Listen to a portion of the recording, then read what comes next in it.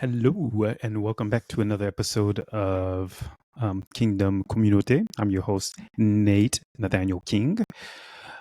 This is a talk show where we kind of elaborate on what the kingdom of heaven is and what it means in every day in our everyday lives and stuff like that.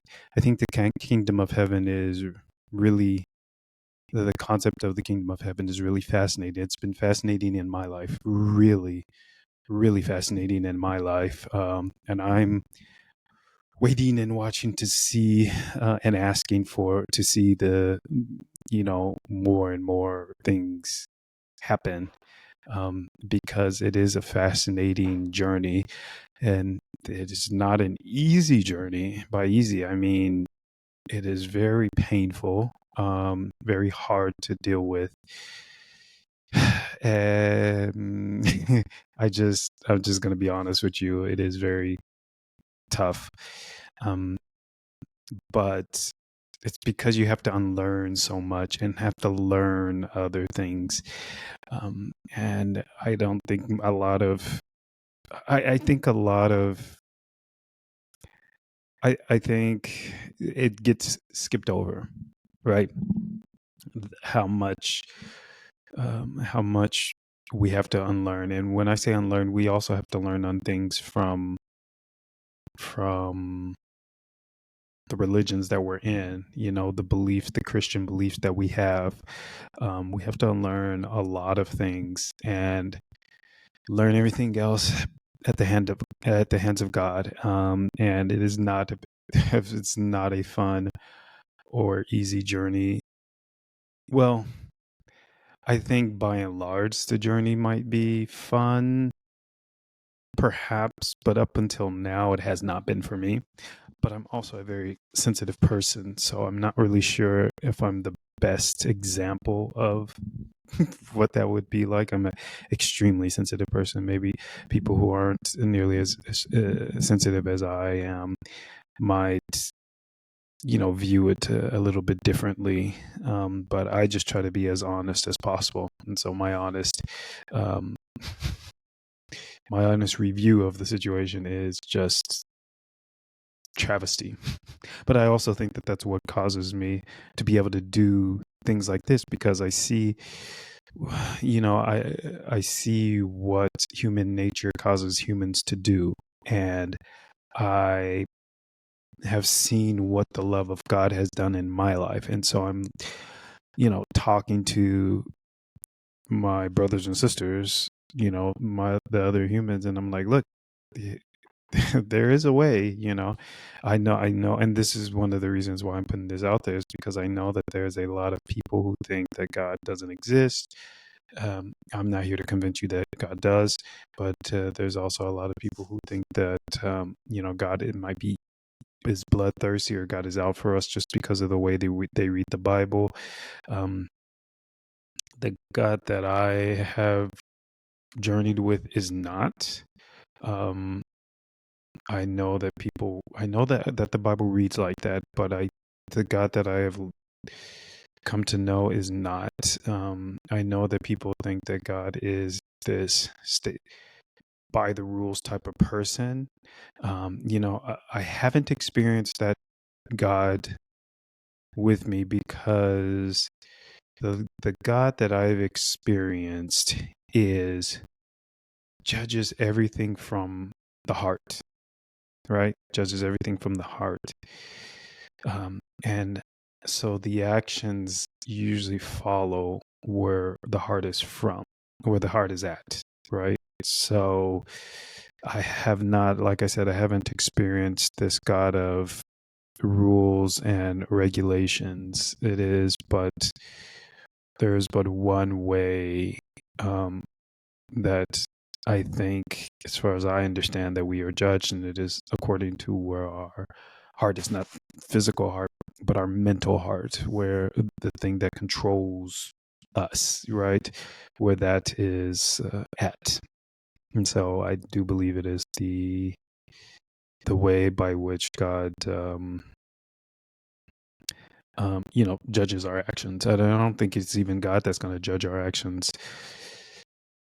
Um, I think it's everyone else. I think it's all the other planets and stuff that are going to judge our actions. I think it's even us that are going to judge our actions.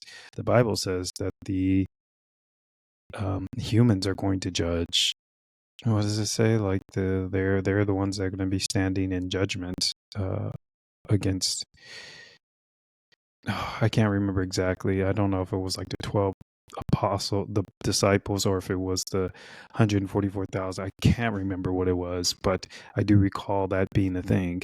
And Jesus even said that it's our own laws that will judge us. So like, like I don't think it's it doesn't seem to be an existential thing. I don't think God is like, I'm going to judge you. No, we're going to be judged by our own peers, you know? So yeah, so it's not God that is judging us by those things. God judges us by our hearts.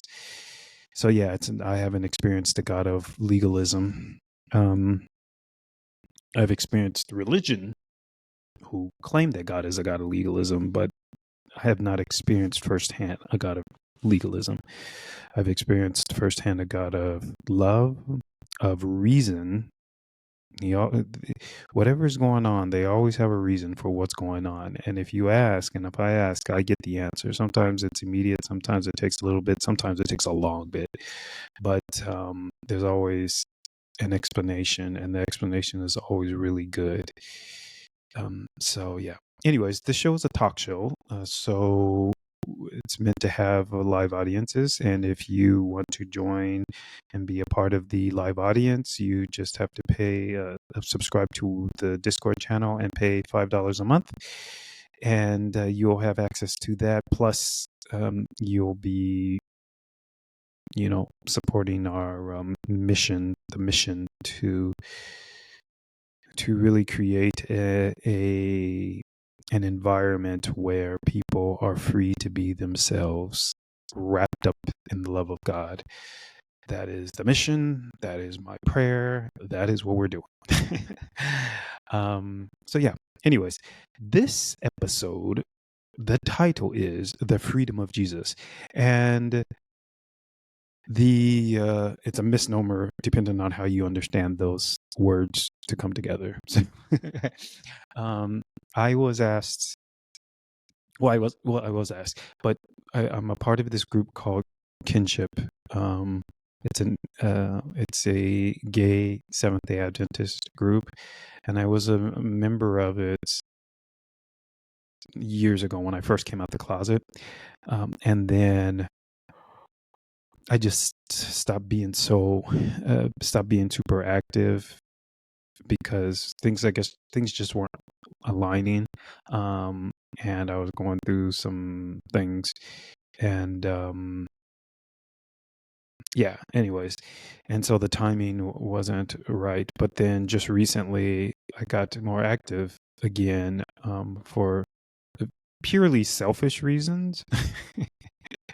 To be honest, like, it wasn't to really contribute. It was actually to ask for help from my group because I just wanted them to support my channel, basically. But while I was in there, they had asked for people, to help them create this devotional that they wanted to make.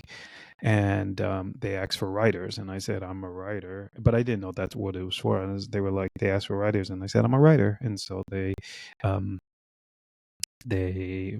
added me to this group, and then I found out it was to write this devotional, and I felt really, really, I felt like this was a thing that I should do, and so I did it. And so the topic that I chose for my part, my devotional part, so it may or may not be published, which is fine. I'm not going to cry if it's not. I would love it to be, but anyways, it was about the text, in um it's funny that I did not write the name of the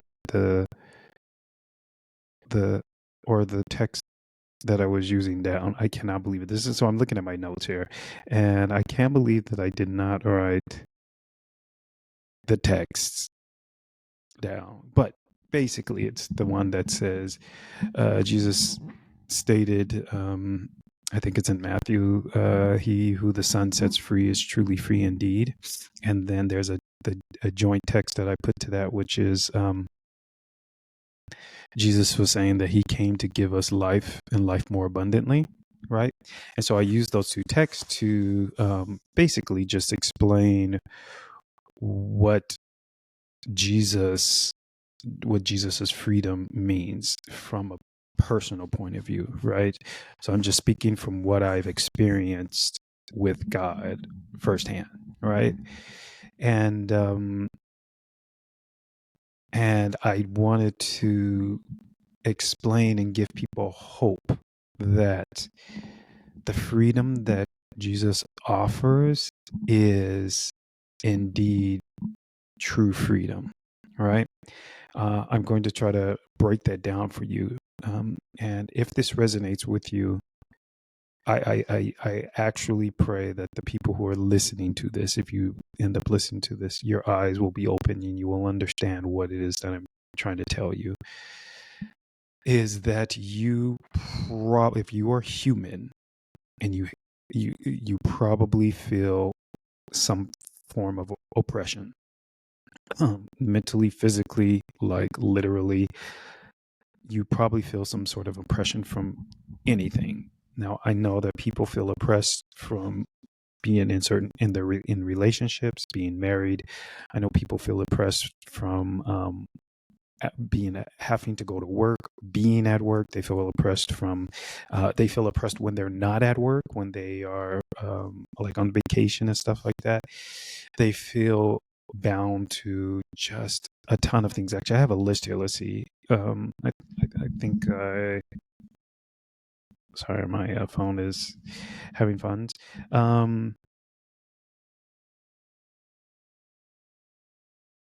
Yeah. Oh, I actually said the whole list. Good. But so we're all feeling this type of oppression. You also have oppression in the churches, in your own beliefs. Your beliefs can be oppressive to you. Your thoughts, if you are gay and in any type of religion that is not accepting of the LGBTQ plus community, you are probably feeling oppressed because, well, you want to fit in, but at the same time, you are queer of some sort, and that becomes a problem. You know, we're all oppressed for just any number of things, right? There are those of us who have like I my previous video was about like kinks and God and how God absolutely accepts you and your kinks. There are people who have these things but are feel unsafe to divulge that to like their partners or to their friends or whomever for fear of being judged and stuff like that. Like we are unable to be the people that we want to be or do the things we want to do because of this or that or the other, right? And it is a true oppression. When Jesus, I might skip past some of these things because it goes into Jesus, being the Messiah and talking about and being the Lamb of God or whatever. But I kind of, for some reason, I just kind of want to skip past that. I want you to see the things that Jesus did, and maybe by me enumerating them a little bit, you'll be able to understand clearer who God is, who Jesus is. So the things that Jesus did, he fed the hungry, like was it the 5,000? I think it was the 5,000. I think he even did it twice, unless it was the same situation. But anyways, he fed the hungry, he healed the sick, he raised the dead, he cast out devils, he removed the doubt from doubters, Thomas. He repaired body parts, the person who had their ear cut off by Peter. He put it back on. he provided a means of making money for his disciples' family. So when he died and then he came back, I think, I don't know if this happened twice, but I do remember at least once when he died and he came and he rose. Um, and then he saw his disciples fishing. They had been fishing all night, but they hadn't caught any fish. And he told them to put it on the other side of the boat, and they did, and they couldn't. Their boats couldn't handle it. I feel like that happened before as well. But anyways, and granted, they left it, but apparently, according to some scholars, like that was good for their family so that they could sell it, and because God's looking out for literally everybody, so they were able to, it seems like they were able to sell that and live well. He calmed a storm that the disciples were afraid of. He also provided party beverages, wine, for those who were in need. Right, and that's just a small list that I compiled of just things that Jesus did while he was on earth. Right, and it was in there's some verse in the Bible that says, and that something like, if we were to say all of the things he did, there would not be a book big enough to hold it. And yeah, so we don't know everything that Jesus did. We just know these things, and already that is amazing, right? And I know at the time, so maybe this is where this comes in. At the time, they were expecting the Messiah to free them from the bondage of the Romans. But I know, and I think some other people know, that they didn't need freedom from the bondage of Romans. Like they were looking like freedom, like the Israelites were looking for it from Egypt, right? But God is like, it was saying, this is a different thing, right? In the Old Testament, he freed them physically from bondage. Now he's saying, not only can I free you from bondage, but I can free you from all of these other things that are preventing you from being who you are. You just have to want it. You just have to go for it. You have to ask me for these things, and I can do it, right? And sadly, there is this text that was like, there's, God did not sorry. God did not, okay, yeah, sorry. It was like God did not, there was some things that he didn't do because of their unbelief. And I'm just like, that's so sad, because you had it at your fingertips and you just didn't believe, and, you didn't. And so you didn't take part of it. But the truth of the matter is, like, God is freedom, right? So because I have been able to I've had the opportunity to walk with God and to experience God firsthand, and I know very little about God. I know even less. No, no. I know even less about God than I do about my own self, and I know nothing about myself. I know nothing. I put a video up on my Instagram saying how I told God I do not want him bragging over me like he did Job, if that's what happened, because I will curse you. I was like, I will curse you, because I don't want that. I don't want that pain. I don't want that suffering. I could just imagine what Job was going through, and I do not want it. And God was like, hold my beer. And he drugged me through it. I don't know if he bragged about it, but he drugged me through it, because I told God, I don't want this. I will turn away from you. I will. I'm not lying to you. I'm not saying I want to. I'm saying I will, because I'm that weak. I am that person. I don't want anything to do with this. And he brought me through it anyway, drugged me through the gates of hell, or to the gates of hell, I suppose. And kicking and screaming, yelling and biting at his hand. And and when he, at the height of it, or at the depths of it, or whatever, had the nerve to ask me. He didn't. There wasn't a voice. It was just a thought. But the thought was, do you trust God, or do you believe God? I can't remember exactly what it was. And I hate what you're doing. I hate it. I was like in tears. I was angry. I was the angriest I've ever been, in a furious. And I was like, but somehow I could just, and I always tried to be honest with God. And somehow I just remembered the things that he had done for me in the past. And how they had just like, just done things that no one else believed should have been able to be done, right? Not super miraculous, but also like awe worthy, awe inspiring. Like people are like, what? Like I've had friends and be like, and people who, just be like, how? And I'm like, bruh, your guess is as good as mine. I asked God and that's what I got, sort of thing. And because of that, it was like, I do believe, I believe that, God will, bring me out of this, or set my feet on solid ground, or whatever it was. The time when I thought that I would just be like, no, God, fuck you, leave me. Well, I've said that to God. So, but the time where I thought that I would turn my heart away from God just utterly and just be like, I can't deal with you. It did not happen. They caused me, they knew me better than I knew myself. That's just it. And so since I don't know myself very well, I do not know God that well. But I do know God, just like I know myself. I do know a little bit about God.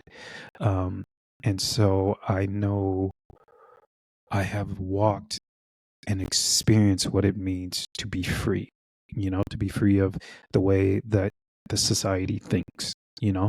If there's a thing I want to do it, if the society, smiles upon it, great. But if there's a thing that I want to do and the society frowns upon it, whatever, because I have this confidence with God. Now, it's not like I'm just, this is not something that you can just listen to and be like, oh, I can do that. No, you have to experience, you have to walk with God so that you know where to place your feet, and that's what I had to learn, but it does give you this freedom where you realize you don't have to be trying to please anybody, Now I want people to be happy, and I try to create an environment where people feel comfortable and heard and loved and stuff like that. But it's like that's not my main goal. My main goal isn't to be a people pleaser. It is to do the things that I want to do. And so that's why I was talking to a friend too, and he was like, how can you have a video, a talk show about God and God's love and stuff like that, and then at the same time want to create a taboo and kink community and make these BDSM related short videos? And I was like, because I can, because God allows me to do the things that I want to do, I don't know how to explain it. I am free to be who I am. And God protects me from the people who would attack me. Now, it doesn't mean that there's always like people who will talk against you or something like that. That's not fine, but it happens. But God also knows how to, prepare me, protect me, or if they're talking about me, I don't know it. There's just a bunch of things. Or if they are, somebody else stands in my place and is like, no. God has multiple ways of dealing with that. But it just allows you, just the presence of God, the knowing God just allows you to be free and just to be the person that you are. That's how the world is supposed to work anyway, but people don't realize that. They think that we have to follow these rules and this rule, and they don't realize that they just keep adding rule upon rule upon rule, and it just becomes overbearing and burdensome, and just no one wants to live that way. So anyways, um so God's freedom, this is a note that I put here, but God's freedom and abundant life is indeed meant for us even now, and it's almost one and the same, right? When God grants you freedom, that is when Jesus grants you freedom, that is when your abundant life starts, right? Because then you just feel more and more open to experience life the way you would have experienced it if you were when you were a kid, right? And it just, I don't know, I don't know, it just makes you happier and relieved, and whatever, and you realize, oh man, I don't have to do things this way. If you want to do things that way, like if that is a desire for you to do things that way, that is one thing. But if you don't, then you don't have to, and God will help you find another better way suited for you. That is what he does. So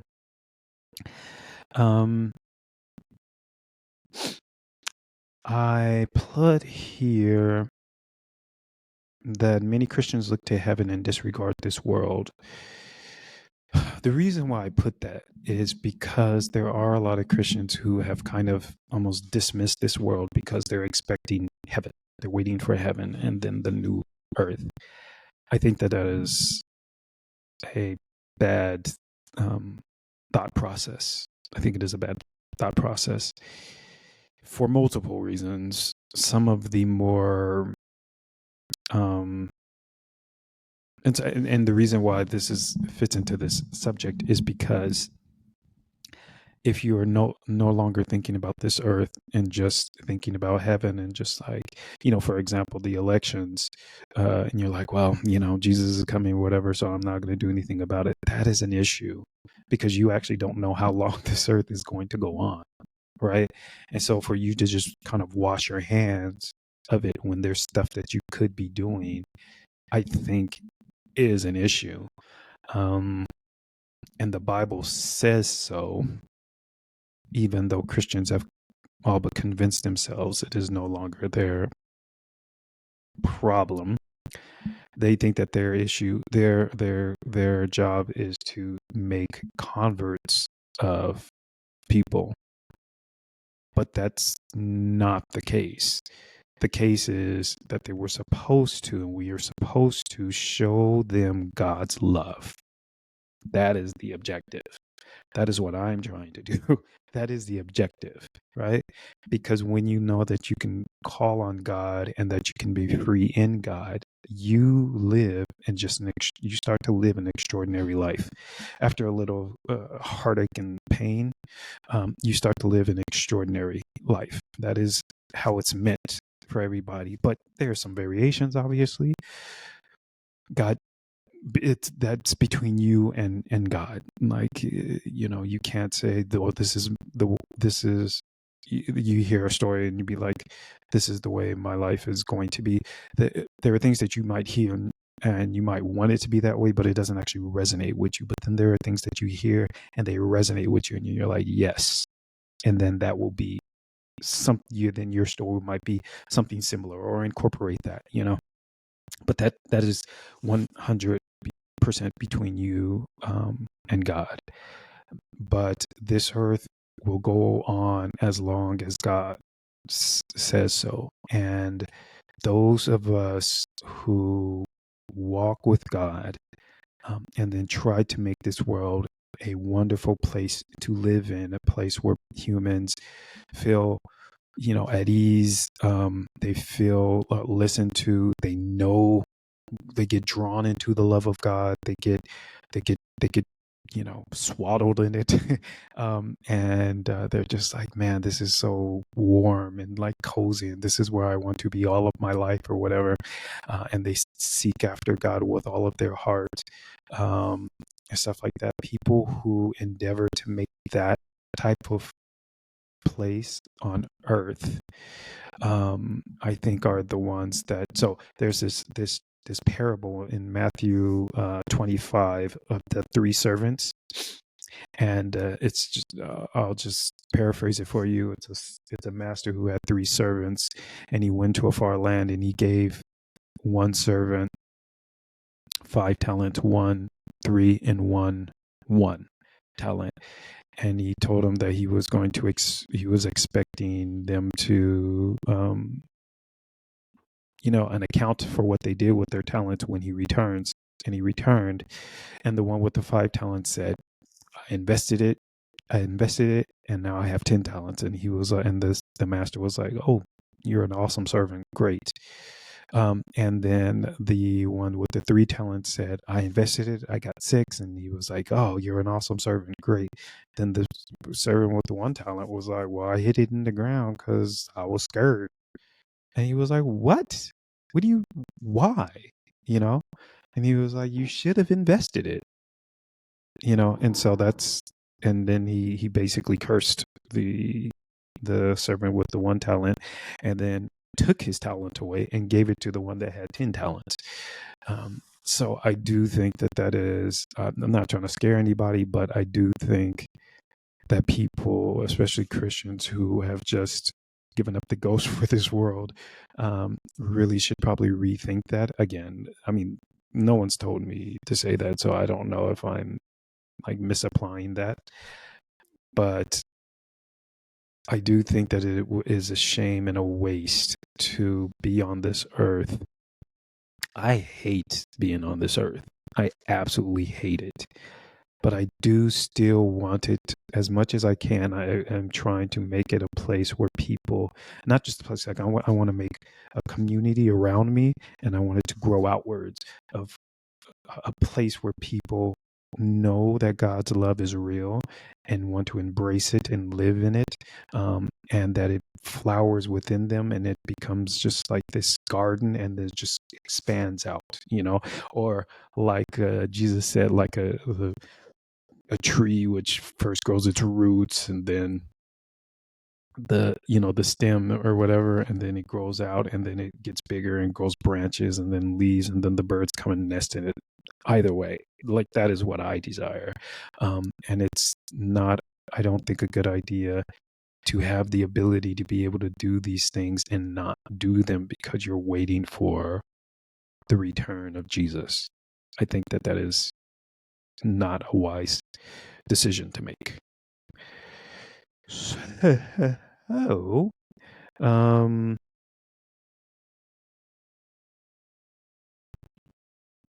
there's also, this is one of my favorite sayings. Jesus in Luke, I'm gonna read this to you. So it's in Luke. This is one of my favorite verses, and it's in Luke 16:10-12, and it's Jesus talking. And verse 10 says, "He that is faithful in that which is least is faithful also in much, and he that is unjust in the least is unjust also in much." Verse 11, "If therefore ye have not been faithful in the unrighteous mammon, who will commit to you who will commit to your trust the true riches? And if ye have not been faithful in that which is another man's, who shall give you that which is your own?" Right? And the reason why I like that is because it's very applicable to, like, on earth, where, but it's also applicable to, earthly things, but it's also applicable to, like, this whole spiritual things. God gifted us this ability to go out and to tell people about, their love and the community that they want to create. And if you're just disregarding it because your eyes are set for heaven, then I don't think, it doesn't sound like the reward that you expect to get is the reward that you will get. So it's probably not a good idea to do that. It's probably a better idea to use the talents that you have been given and use them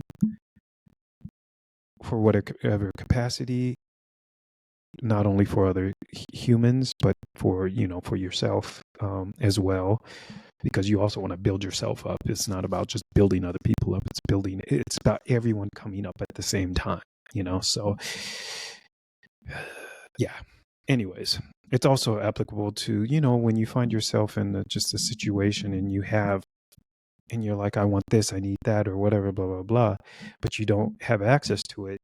And I have found myself in that situation multiple times over the past few months, where I just have a little bit and I just tell God, listen, I'm going to give you everything that I have. I've done this before in my life.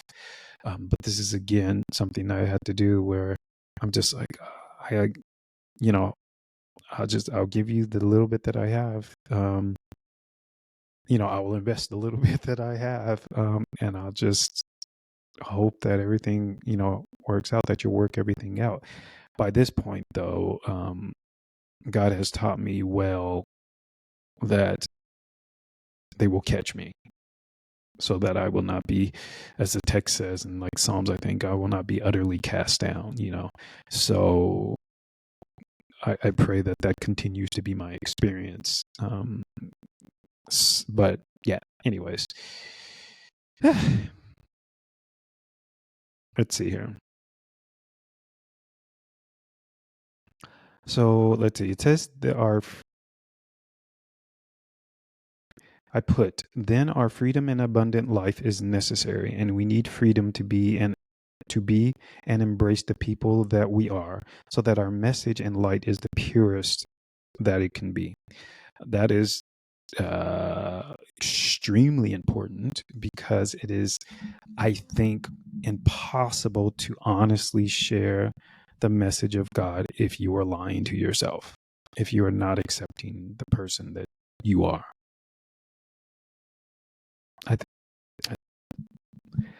I don't think that you can share an honest message, and I do think that people can see past your lies. They might not know what you're lying about, but I do think we're still spiritual beings, and I do think people can see past that. I don't think that there is any sense in lying about who you are. That's one of the things when I talk to people, when I hear them talking about a thing that they are, or a thing that they have accomplished and stuff like that. I'm just like, okay, but that's not you. You know what I mean? I think if you want to be very good, I think if you want to help free other humans by bringing them into contact with the love of Jesus, you yourself have to have experienced that, and then you yourself have to be honest with who you are, and knowing Jesus helps you to be able to be honest with who you are. There are a lot of fakers in religions, a lot of them. Do not be one of those people, because you will not be able to spread the message effectively. In fact, whatever message that you're spreading is probably not true. So let's see here. But accepting ourselves, our sexuality, our fetishes, our disdain for something or someone, our anger, our joys, frustrations, and learning to tell God with an open and honest heart about them will draw us even closer to God, right? And that is true.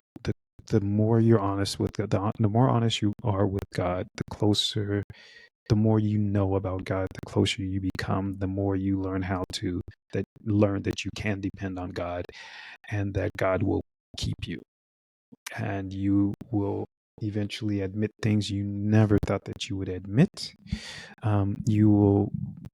You will notice things in your life that scare the living daylights out of you, that you had never noticed before, but then God had brought it up and you're like, oh my God, but you are not afraid to admit it to God before you were, because you would think that God would condemn you.